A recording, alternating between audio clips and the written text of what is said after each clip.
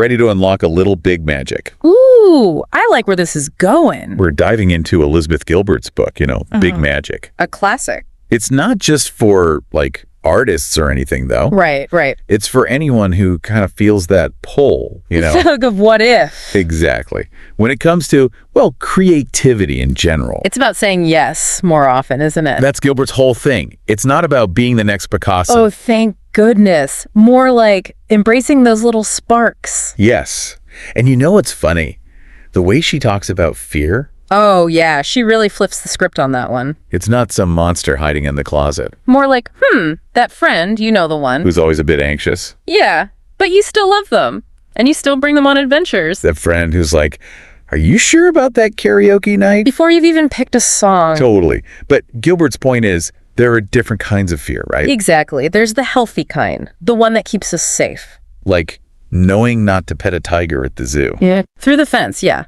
But then there's the other one. The one that whispers, don't try that recipe, what if it's awful? Or don't wear that, people will stare. That's the fear Gilbert wants us to, not exactly get rid of. More like befriend it. Not because being scared is fun, but because the good stuff, the magic, often starts right outside that comfort zone. She tells this great story about a friend, Susan. Oh, tell me about Susan. So Susan's 40, and she decides to take up figure skating. Figure skating? Was she good? That's not the point. She wasn't trying to go pro or anything. Oh, I see. She just always loved it, and she finally decided to go for it. I love that. Just pure joy, no pressure. Right. And it makes you think, what's our figure skating? We've all got something. That pottery class, that screenplay idea. That we tell ourselves is silly or impractical. But what if we took a tiny step today towards it, even if it feels scary? Exactly. What if that's where the magic really begins? So we're facing those fears, giving figure skating a try, maybe? But where did those creative sparks even come from in the first place? Right. Is it just us randomly coming up with stuff? Well, Gilbert has this whole other idea about ideas. Okay, now I'm intrigued. She kind of makes them sound like alive, almost. I think I get what you mean. They're not just stuck inside our heads. Exactly. She uses this example of a highway in the Amazon, a real paved road.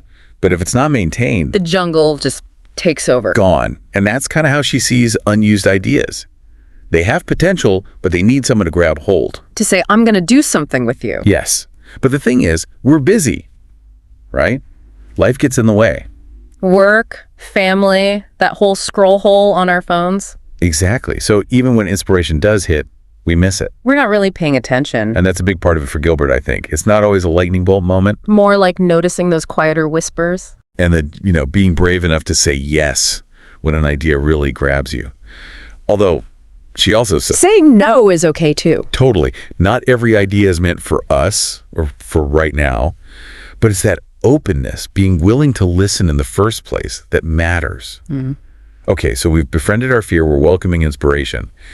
But then there's this other big myth Gilbert tackles. Ooh, which one? Don't leave me hanging. The whole tortured artist thing. Oh, that old chestnut. You have to be brooding and miserable to create anything good. Gilbert actually calls it a contract of creative suffering, a trap.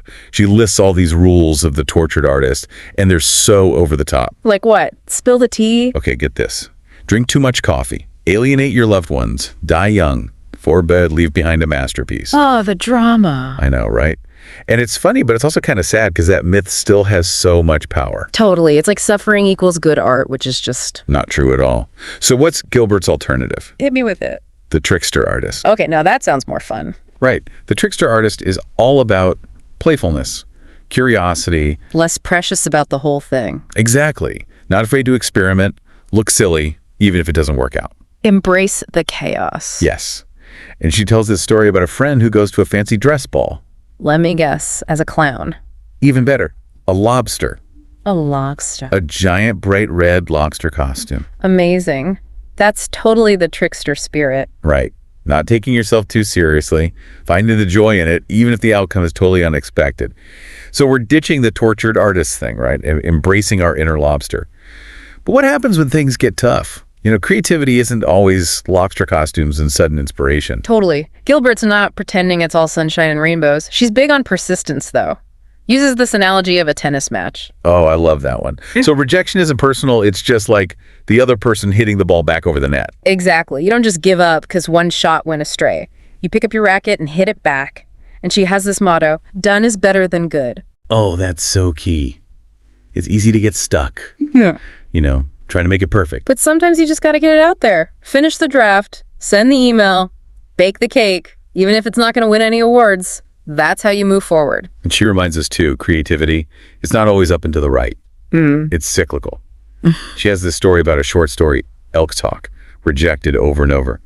Then years later, she finds it again and it gets published. Sometimes ideas just need time to kind of simmer on the back burner. But it also shows giving up isn't the answer. You never know what you've got tucked away just waiting for the right moment. Which leads to one of the coolest things in the book, I think, fierce trust.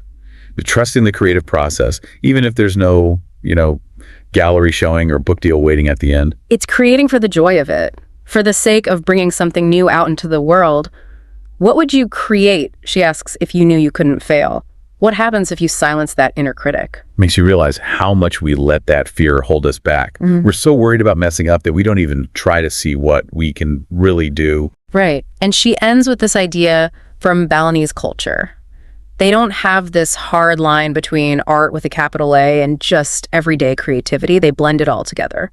It's like that story she tells about how they took these touristy dances and worked them into their traditional ceremonies, taking inspiration from everywhere, not overthinking it. Exactly. And that feels like the perfect note to end on. Don't be afraid to play around, to experiment, Find the magic in unexpected places. Your own version of big magic is out there somewhere, just waiting for you to say yes. And on that note, we'll say see you later to everyone listening.